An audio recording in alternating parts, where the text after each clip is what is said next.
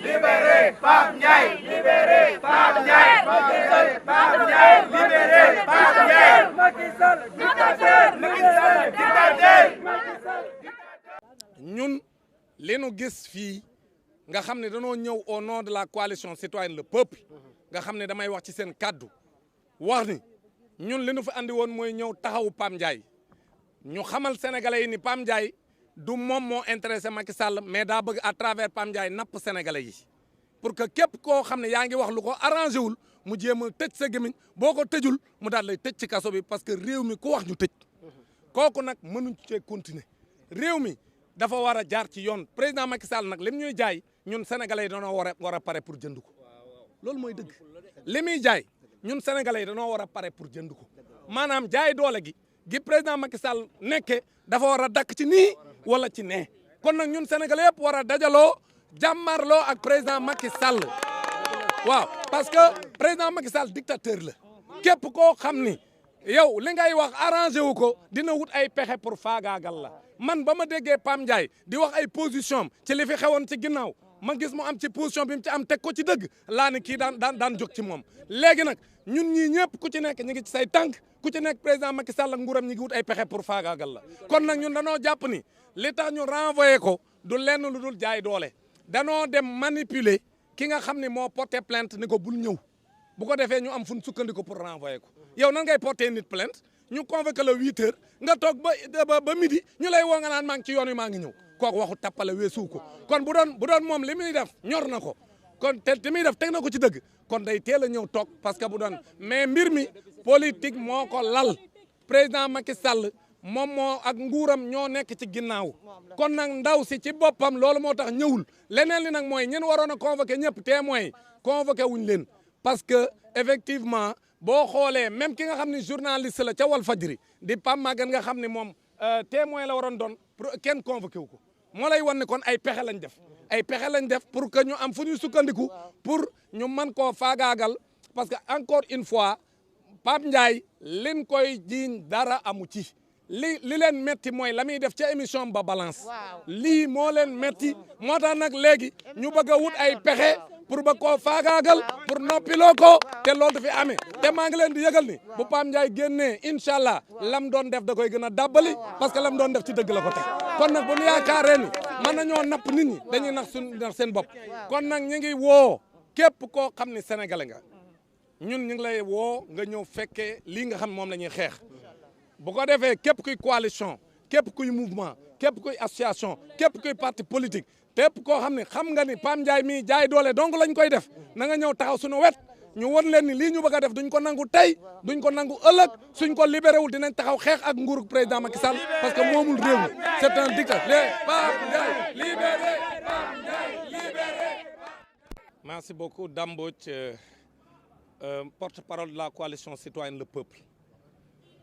Je suis venu ici aujourd'hui assister à l'audience de ce matin qui était prévue pour le cas Pape Ndiaye et autres et pour manifester toute ma solidarité à l'endroit du groupe Walfadjri, à l'endroit de toute la presse sénégalaise, mais à l'endroit de tout le peuple sénégalais pour montrer que les Sénégalais ne sont pas d'accord avec ce qui est en train de se passer dans ce pays.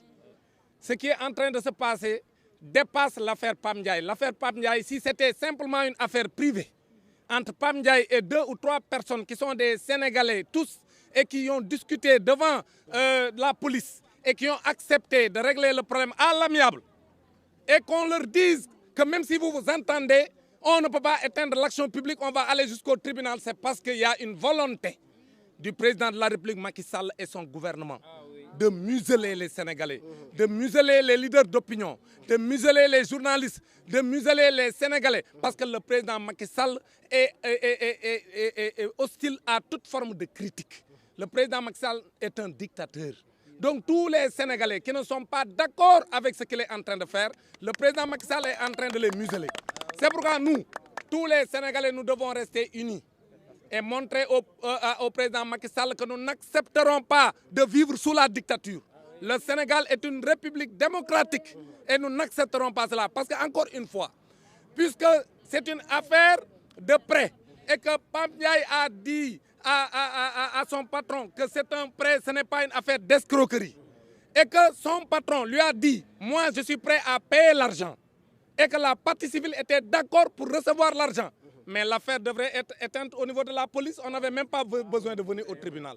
Donc s'ils viennent jusqu'au tribunal et manœuvrent pour renvoyer le procès. Parce qu'encore une fois, ce qu'ils ont fait, c'est simple. La partie civile a été manipulée. C'est ça la vérité. La partie civile étant manipulée, donc la dame, des gens l'ont appelée, elle a dit je suis en route depuis 9 heures. Donc elle ne s'est pas présentée parce que la dame a été manipulée, c'est ça la vérité. Maintenant, les témoins également étaient dans la salle et on a demandé à l'un des témoins de quitter la salle. La troisième chose, mais au moins l'un des témoins, au moins devait être convoqué parce que Pape Maguette est de Walfadjri. Si on avait convoqué au moins Pape Maguette, il allait venir, mais on ne l'a pas convoqué. Ça veut dire que c'est le parquet qui a saboté l'audience. Et aujourd'hui, ils ont voulu saboter pour avoir des motifs de renvoi, pour le retenir en prison. C'est ça qui est inacceptable et que nous dénonçons avec la dernière énergie pour demander au président Macky Sall et sa justice d'arrêter. Ce qu'ils sont en train de faire, c'est extrêmement grave. Aucun Sénégalais sérieux ne doit l'accepter. Donc nous dénonçons ce qui est en train de se passer dans ce pays parce qu'aujourd'hui, il n'y avait aucune raison de renvoyer parce qu'ils savent que cette affaire-là, ça ne rime à rien du tout. Parce que la partie civile accepte de prendre son argent et également Pam Ndiaye, à travers donc, son patron, ils ont accepté donc, de payer l'argent, donc l'affaire devait être éteinte. Donc ils le savent très bien. Et maintenant, pour pouvoir prolonger son séjour carcéral, ils ont manipulé la partie civile pour que Pam Ndiaye puisse rester encore 2 autres semaines en prison injustement. C'est ça que nous dénonçons avec la dernière énergie. Maintenant, nous appelons toutes les associations de la société civile. Nous appelons tous les partis politiques. Nous appelons tous les Sénégalais, toutes les associations. Nous les appelons à nous mobiliser. Parce que l'affaire dépasse Pam Ndiaye, nous sommes tous en danger. Tous ceux qui sont contre ce que le président Macky Sall veut faire, le gouvernement du président Macky Sall et son régime, ils sont en train de manœuvrer pour museler tous ceux qui ne sont pas d'accord avec ce qu'ils veulent faire. Donc, nous sommes tous en danger, donc nous devons rester ensemble. Et je lance un appel à tous mes camarades pour qu'on puisse se réunir et développer une stratégie pour arrêter le président Macky Sall. Parce que ce qu'il est en train de faire, c'est inacceptable. Libérez Pape Ndiaye! Libérez Pape Ndiaye! Libérez Pape Ndiaye! Libérez